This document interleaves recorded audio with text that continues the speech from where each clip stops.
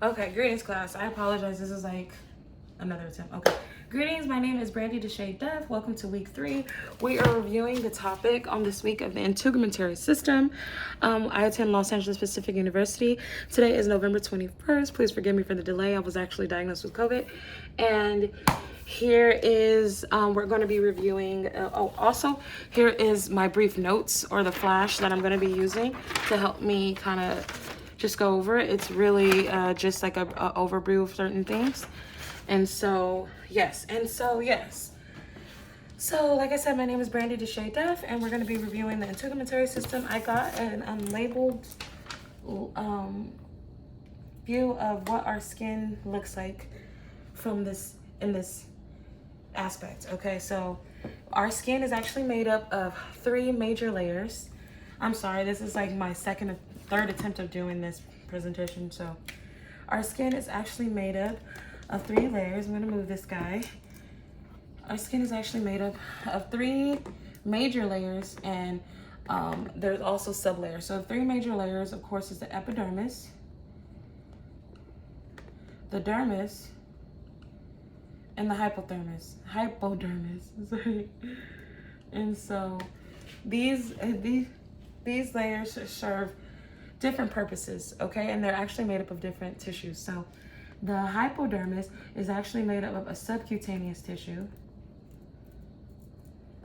which is fat tissue, okay? So it's just our fat tissue, and it helps to absorb impact, it keeps us insulated, and it's good on babies. It helps to prevent breaking bones when they fall and all these things. And then also, our middle layer of skin is our dermis, which is made up of connective tissue. So connective tissue is there to help different aspects of our integumentary system connect to each other, okay? And then epidermis is our outermost layer of skin, but it's made up of epithelial cells. Hence the name epidermis, or epithelial tissue. I'm sorry about that. So it's like this quantified tissue. So these layers also have sublayers, and those sublayers also serve different functions. We're going to describe this from the bottom. From hypodermis, which I've already kind of went over, is the fact that hypodermis absorbs our impact, and it helps to keep us warm and insulated. And the lipids are really good for our bodies, and it helps us. So that's what's seen here on the bottom layer of this skin cell, which is our innermost layer. And then after the hypodermis, there's going to be bones and muscles underneath that. Okay, and so then it goes to our dermis, which is our connective tissue. And so our connective tissue is made up of the papillary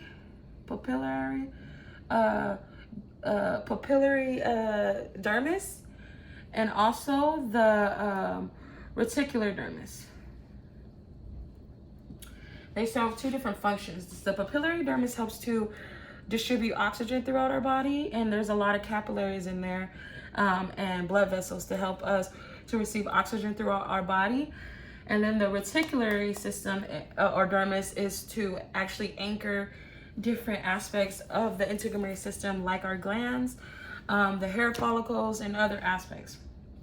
And then we move up to the epidermis, which is basically the bulk of the most intricate of the system, is because it's made up of 5 different layers. 1, 2, 3, 4, 5. And the bottommost layer is the basale, or the stratum basale. And so these are all called strata or stratum. So strata. And basically, the basale, it's carry all our keratinocytes, and also our melanocytes, which the keratinocytes or the keratin helps to create our nails and our hair, and then the melanocytes help to create our skin color, and that's where our skin color comes from. Okay, and then so the second layer of that, coming from that, is the spinosa, which kind of serves as a similar function, but it's more spiny, and that's where the name comes from, and it's less hydrated, I would say. is a brief description. And then also it goes up from that one, it goes to the granulosum. And this is basically consisted of plenty of granules, and they're just like all over, and you know, there's all these different granules everywhere. That's what kind of makes up of that one, okay? And from that one, it goes to the, this one, it goes to the lucidium.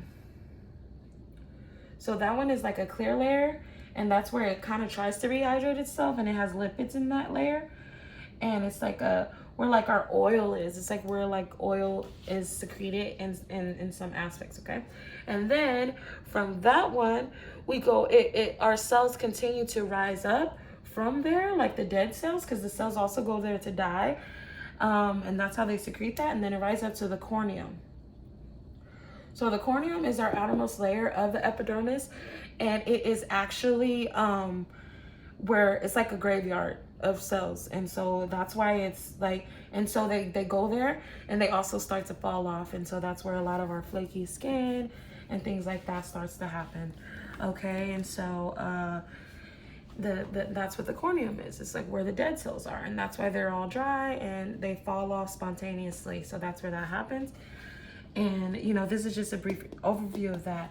And also the condition that I chose to speak on was psoriasis, and I felt like that the aspect of psoriasis is very interesting, because when you talk about the different structural and functional changes of that, is basically that in psoriasis, the corneum, which is the outermost layer, starts to thicken. And basically in the condition, it's an autoimmune condition. And in this autoimmune condition, the corneum starts to thicken, and the thickening of these other layers, basically. And basically in that thickening, it's like a differentiation with the keratinocytes. And so it's like creating a lot of them. And so it's making the skin very hard, and also the corneum, and so they have a lot of flakes and stuff. So it's also an autoimmune disease, and it's characterized by like these flare-ups that occur during stress. So you want to be very careful about that. Take care of yourselves, hydrate yourselves, and excuse me for the delay. I hope I can receive some partial credit of this. This is what I've learned about the integumentary system. I find our computer program very interesting. I enjoyed it, and I just ask for a little mercy when it comes to my grade. Thank you so much. Bye-bye.